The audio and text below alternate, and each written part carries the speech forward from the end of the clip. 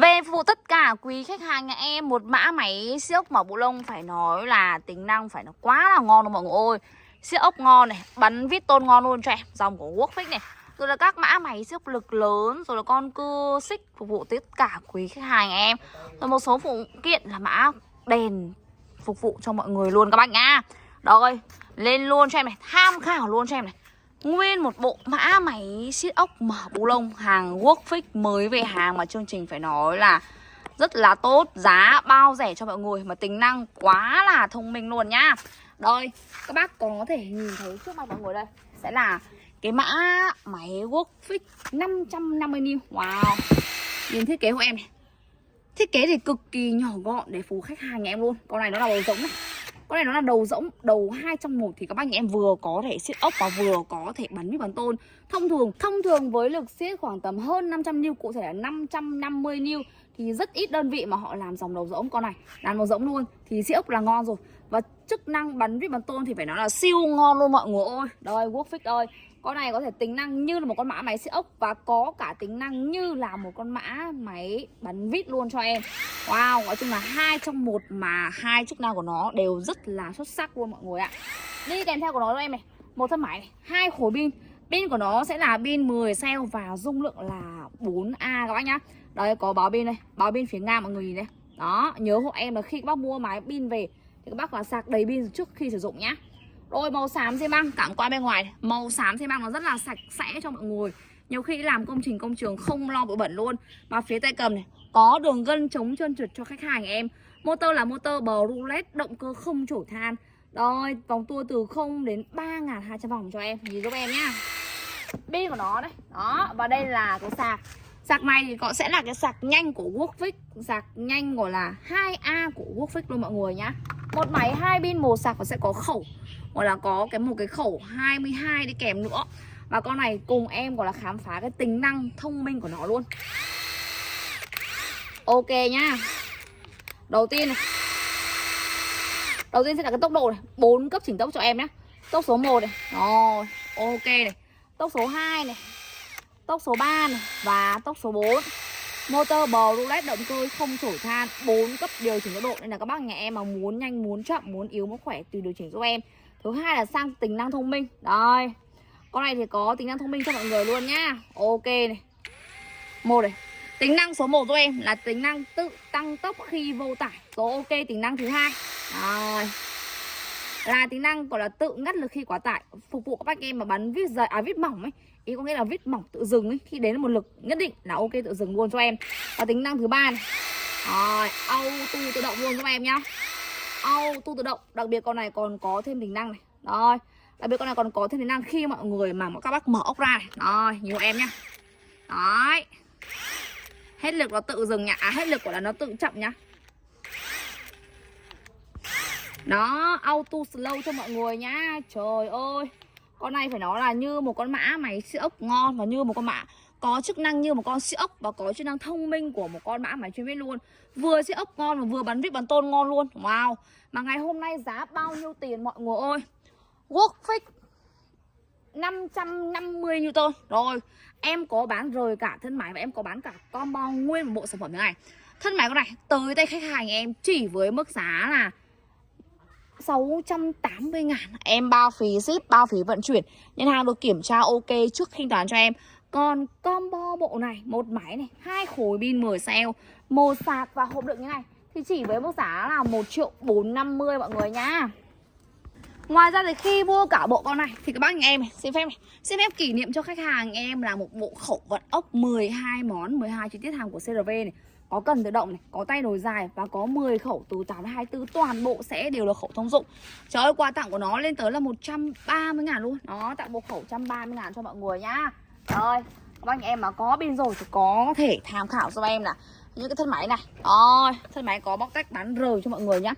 Nhiều khi các bác cần một con nhỏ gọn nhưng mà khỏe, chất lượng thì tham khảo mã này luôn cho em. Phải nói là xuất sắc luôn. Có tính năng như một con mã máy vít thông minh và có tính năng như là một con mã máy siêu mọc bộ lông luôn. Thân máy 680. Còn combo một bộ là 1.450.000 thì có tặng bộ khẩu như kia nha mọi người. Thì các bác sẽ cùng em đi test thử con này xem nó có thực sự ngon như lời em giới thiệu không nhá. Ok, thì em sẽ dùng con mã máy 550N của Workfix em sẽ test chức năng bắn vít mỏng tự dừng cho mọi người xem nhá.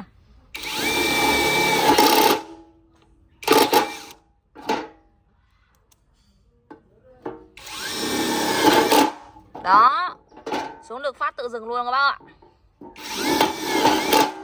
Ok nha.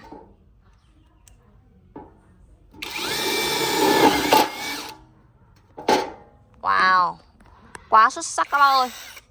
Ok thì em sẽ test chức năng tự tăng tốc khi vô tải với con mã máy Workfix 550N mọi người nhá. Đó.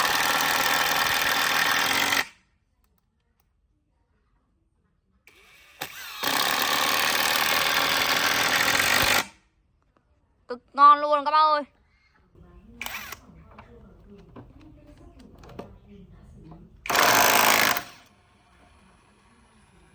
Đó, em đang dùng con mã máy Workfix 550N, em mở ốc 19 của bánh xe ga ra. Đó, có chức năng auto slow mọi người nhá. Cực kỳ ngon luôn.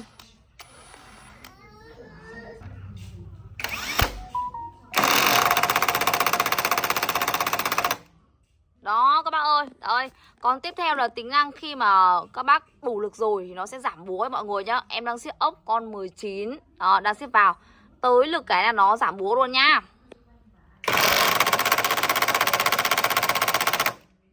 Rồi, ok luôn mọi người ạ. Đây là đầu khẩu 22 quá nhá. Bây giờ em sẽ dùng tay công này, em sẽ siết chặt lại quá nhá.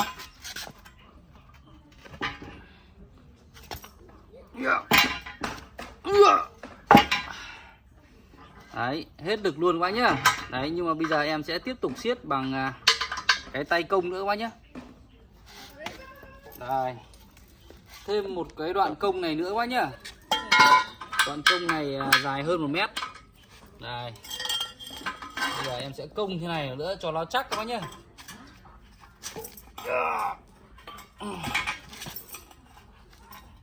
Ui giời. Ây da. Đó, các bác thấy không? Hết lực rồi nhá. Đấy. Cái này thì em không có cái đo lực nên là không thể biết được chính xác lực bao nhiêu, nhưng mà hết sức của em rồi. Và bây giờ em sẽ dùng con 550 Workfix mở ra quá nhá.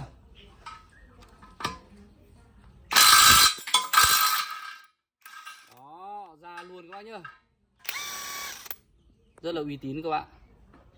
Ngoài ra hôm nay thì em cũng về rất là nhiều thân máy và cả bộ để phục vụ khách hàng nhà em.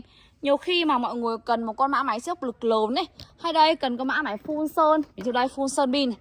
Full sơn pin hàng của Workfix luôn. Con này rất là hay luôn nhá. Phía sau của nó này, đó ơi. Nó còn có cái lọc bằng xốp này, nó có lọc cái xốp lọc cho mọi người luôn nhá. Rồi ok, tiếp tục luôn. Con này thì dung tích bình chứa của nó lên tới là 800ml và là chân pin phổ thông. Thì nếu các anh ở nhà mà có pin sẵn rồi thì chỉ cần là mua cái thân máy thôi. Đó, đã quá là ok rồi. Đây nhá, thử cho mọi người xem này. Đây điều chỉnh mọi người. Rồi, ok luôn cho em full sơn pin hàng của Workfix. Gọi là các bác nhà em cần gọi là làm việc trên cái môi trường mà gọi là linh động ấy. Đó, làm trên cao, làm trên mái hay làm khu vực không dòng dây điện thì các bác chuyển đồ pin cho nó, thứ nhất là nó tiện dụng, thứ hai là an toàn. Rồi cái này cho em này. Thân full sơn pin của Workfix giá tới tay khách hàng nhà em chỉ với mức giá là 480.000. 480 là em bao phí ship luôn, bao phí vận chuyển cho khách hàng nhà em luôn. Con này của nó này, đây nhiều em nhá, ép full bằng đồng nhá. Đó, 480 bao phí ship. Cứ có khối pin chân phổ thông, chân pin M21 Makita thì tham khảo luôn trong con này. Ngoài ra đây, ơi anh nào đang cần một con đầu đặc, anh nào đang cần một con mã máy siếc ốc đầu đặc lực lớn cho em thì quất cây cho em bán này. Cầm máy nặng quá trời là nặng luôn. Con này thì chuyên nhá, chuyên phục vụ mọi người đi siếc ốc thôi. Bởi vì nó là dòng đầu đặc mà, chứ các bác bắn vít tôn bản này thì nó chỉ có đứt ốc thôi. Con này Workfix cho em. Đó, lực của nó là 650N, motor bầu roulette, động cơ không chổi than đây. Nếu các sếp nhà em mà cứ có khối pin sẵn thế này rồi thì tham khảo con thân máy. Wow. Màu xám trên mang có 4 tốc nha. Tốc 1 là 800 vòng một phút này. Tốc 2 1003 này, tốc số 3 là 1008 và tốc số 4 cho em sẽ là 2200 vòng cho em. Thân máy con Workfix 650N. Giá phục vụ khách hàng em thì chỉ với mức giá là 650.000. Đó, 650 nhá. Em bao phí ship, bao phí vận chuyển. Đặc biệt đợt này nó về cái bản màu xám này, nó rất là sạch. Nhiều khi mọi người làm trong công việc trời tối nhiều khi các bác làm trong công việc mà nó bụi bẩn ấy, thì nhìn cái máy nó cũng không bị lộ bụi mấy nhá. Nó rất là sạch sẽ luôn. 650 một thân máy bao ship nhá. Em Trang bao ship rồi nên mọi người yên tâm cho em luôn. Đặc biệt giúp em này. Đấy, tầm này các anh nào cưa cây tỉa cành, các sếp nào nhà em đang cần một cái mã máy cưa xích về cưa cây tỉa cành, con này phải nói là chuẩn bài cho khách hàng nhà em sử dụng luôn. Ngon bổ rẻ, mua combo cả bộ rẻ cả hơn 300.000 luôn. Mua cả bộ này rẻ hơn 300.000 luôn cho mọi người. Đây, nhìn hộ em này. Nhìn hộ em cái pin chất lượng luôn. Đi kèm theo cái bộ này, cả combo cả bộ nhá.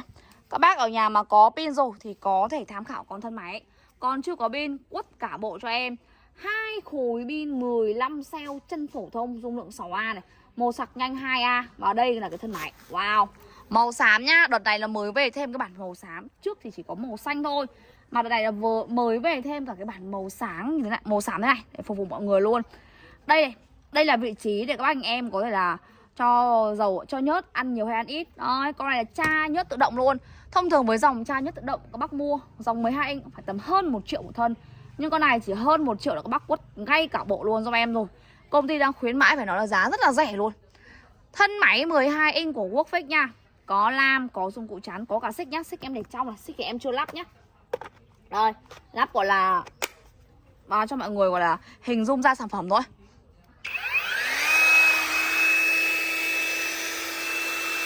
Ô chà chà, ngon quá trời mọi người ơi. Đây, nghe giúp em tiếng máy thôi đã quá trời luôn. Một thân máy tra nhớt tự động như thế này cho mọi người. Các bác nhà em khi ngày hôm nay xin phép là giá khuyến mại nhé. Khi mua một thân máy hay mua combo cả bộ đều sẽ được tặng kèm thêm một sợi xích. Có nghĩa là ngoài sợi xích đi theo thì các bác còn được tặng kèm thêm một sợi xích bên ngoài nữa. Nhiều khi sơ cua nhá. Thân máy cho em 750.000, tặng kèm thêm một sợi xích nữa, tổng cộng là 2 sợi xích luôn. Và combo một bộ. Rồi, một thân máy này. 2 khối pin 15 cell. Chân pin phổ thông. Rồi 2 quả pin 15 cell thế này luôn giúp em. Wow. Rồi 2 quả pin 15 cell nhá. Rồi, một sạc thế này luôn. Bình thường pin này các bác mua khoảng tầm 450, combo 2 pin phải tầm 900. Với cả thân máy này là 1.650.000 đúng không? Nhưng ngày hôm nay xin phép là giảm giá cho mọi người còn có 1.350.000 cho em. 1.350 em bao phí ship, bao phí vận chuyển phục vụ tất cả quý khách hàng theo dõi cô Bờm TV nhà em. Và em còn tặng kèm thêm mọi người tên là một sợi xích sơ cua nữa. Ok nha, gọi cho em là con cưa xích 12 inch của Workfix. Thích xanh lấy xanh, thích xám lấy xám. Đây là này mới về thêm màu xám, em thấy mã màu này khá là đẹp luôn đấy. Đó, quất luôn giúp em nhá. Rồi đây, tiếp tục cho em này. Wow, một em máy khoan nhỏ gọn. Một em mã máy khoan nhỏ gọn cho mọi người. Dòng 4 cell nhá. Một em Workfix 4 cell đây. Nhìn giúp em này. Thứ nhất là có con sâu này. Thứ nhất con này thì sẽ có con sâu vặn chi tiết vị trí khó này. Có những mũi vít, có gọi là các cái đầu khẩu cho mọi người phục vụ luôn. Đây, nhìn hộ em đây.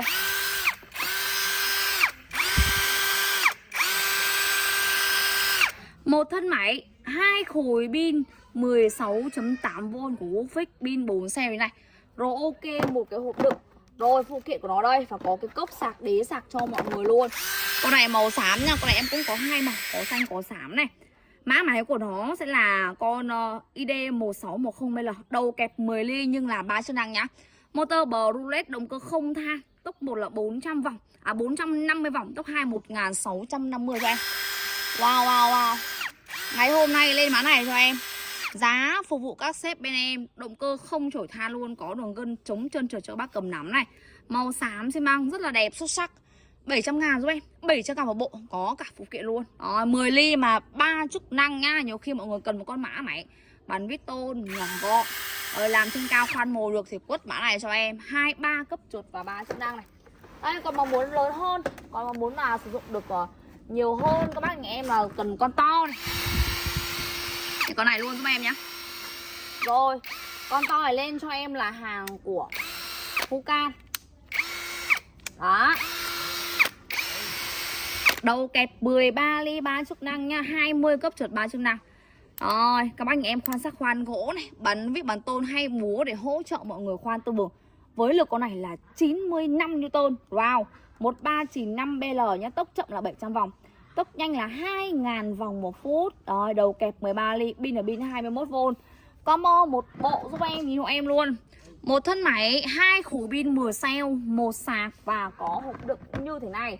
Trời ơi, giá rẻ nhá, 1230, 1.230.000 là xin phép được kỷ niệm luôn này. Xin phép tặng luôn cho khách hàng em là một thân đèn 27W có 2 cổng sạc USB để khách hàng nhà em có thể sạc được điện thoại luôn nhá. Wow, combo cả bộ luôn, một máy 2 pin 1 sạc. Nó có 1230 thôi.